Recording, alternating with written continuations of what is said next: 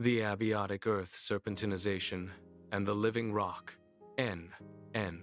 Beneath the thin crust we inhabit, the earth is alive in a way most people never consider. Not merely molten, but chemically active, perpetually generating heat, gas, and complex hydrocarbons through a process called serpentinization. This lesson dismantles the assumption that petroleum is a fossil product and reveals the planet itself as a self-renewing chemical engine. And the olivine to serpentine reaction. N. The story begins with olivine, a dense, green mineral that constitutes much of the Earth's upper mantle and oceanic lithosphere. When olivine encounters water at moderate temperatures, 200–300 degrees Celsius, it undergoes a dramatic transformation. Nolivine, Mega-2, CO4, plus water, H2O serpentine, Mega-3, Psi2, O5, OH, CO4, plus magnetite, Fe3O4, plus hydrogen, H2N.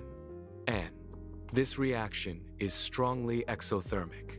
It releases enormous amounts of heat. The mantle is not merely cooling down from some primordial formation event.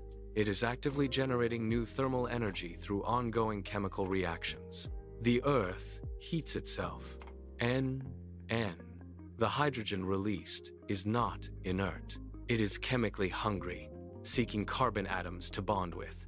And carbon is abundant in the deep earth, dissolved in mantle fluids, present in carbonates, carried down by subducting ocean plates. Fischer-Tropsch synthesis, the mantle's refinery. When hydrogen meets carbon dioxide or carbon monoxide under the country, high pressures and temperatures of the deep crust and upper mantle, Fischer-Tropsch type reactions occur. NCO2 plus 4H2CH4 methane plus 2H2O. 2CO plus 4H2C2H6 ethane plus 2H2O. These are the same reactions used industrially to synthesize fuels from coal gas, but the Earth has been running this refinery for 4.5 billion years, long before any organism existed to become a fossil. The process does not stop at methane and ethane. Under varying conditions of temperature, pressure, and catalytic mineral surfaces, magnetite, chromite, nickel-iron alloys, the Fischer-Tropsch pathway generates progressively heavier hydrocarbons, propane, butane, pentane, and ultimately, the complex mixtures we call crude oil. The catalytic minerals produced by serpentinization, particularly magnetite and awaroite, a nickel-iron alloy, are themselves the catalysts that drive Fischer-Tropsch synthesis. The reaction feeds itself. Serpentinization creates the conditions for hydrocarbon generation, which creates the conditions for more serpentinization. It is an autocatalytic cycle, a self-sustaining planetary process. Deep hydrogen, and the subsurface biosphere. The hydrogen produced by serpentinization does not merely generate hydrocarbon. It also feeds an entire biosphere that exists kilometers beneath our feet, the deep subsurface biosphere, first proposed by Thomas Gold, and now confirmed by decades of deep drilling.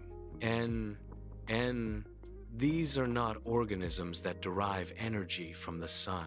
They are chemolitho-autotrophs, organisms that eat rock, metabolize hydrogen, and thrive in conditions of extreme heat and pressure. They exist in fractured basement rock, in the pore spaces of sedimentary formations, and around hydrothermal vents on the ocean floor. The total biomass of the deep subsurface biosphere may rival or exceed all surface life. This is not a marginal phenomenon. It is a fundamental feature of how the Earth operates. Life and geology are not separate systems. They are coupled through the chemistry of serpentinization. NWHY, fossil fuel, is a misnomer. The term fossil fuel was coined in the 1750s by Caspar Neumann and popularized by those who assumed that coal, oil, and gas must derive from ancient biological matter, compressed ferns, dinosaurs, plankton. This biogenic hypothesis became orthodoxy in Western science, particularly after the work of Lomonosov and later Engler. N. But consider the implications of what we have just described. N. 1. Hydrocarbons are generated abiotically through well-understood chemical reactions. N. 2. These reactions occur wherever olivine meets water, which is everywhere in the mantle and oceanic crust. N. 3. The process is ongoing, not a one-time event from the Carboniferous era. N. 4. Hydrocarbons exist on planets and moons where no biology has ever existed. N. 5. The deep Earth contains vastly more carbon than all surface biology combined. N. The fossil fuel is not a scientific description. It is a cultural assumption that became embedded in language before the chemistry was understood. Hydrocarbons predate life on Earth. They are a geological product, not a biological one. N. This does not mean that some shallow oil deposits have no biological component. Organic-rich source rocks do exist. But the deep, high-pressure reservoirs that constitute the bulk of the world's petroleum are far more consistent with an abiogenic, mantle-derived origin. The Earth is not running out of oil. It is making more, continuously, through the same processes that have operated since the planet formed. The living rock. The ancients spoke of the Earth as a living being, Gaia, Pachamama, the Great Mother. Modern science, through the lens of serpentinization, reveals this to be more than metaphor. The planet's interior is chemically active, self-heating, self-catalyzing, and continuously generating the molecular building blocks of both fuel and life. N. The rock is alive not in the biological sense, but in the thermodynamic sense. It is a dissipative system far from equilibrium, constantly generating order, complexity, and energy from the interaction of water and mineral. This is the abiotic Earth, and understanding it changes everything we think we know about energy, scarcity, and the deep history of civilization.